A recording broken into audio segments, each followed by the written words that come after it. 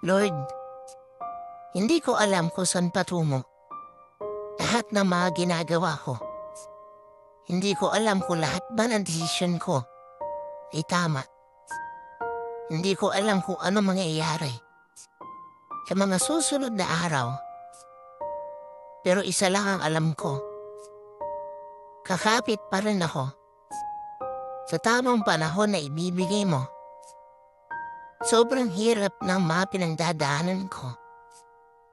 Pero aasa pa rin ako na maging maayos ang lahat. Hindi ko alam kung kanino ako lalapit sa mga panahon na parehong pagod ng isip at katawan ko.